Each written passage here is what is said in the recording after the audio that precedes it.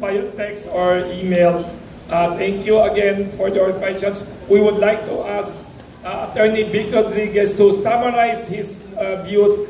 Napatalino niyo pala, Attorney Vic, kasi parati noon, hindi kayo nakakapag-discuss ng many issues. Usually, kayo ang defender of President Bongbong Marcos. Marami pala kayong on your own ideas and wisdom. I think tama yung maraming media friends natin na somebody like you can be a very good check and balance legislator in the Philippine Senate to make Philippine politics more exciting and less boring. Kasi sir, boring ang politika pag lahat na ng yes men.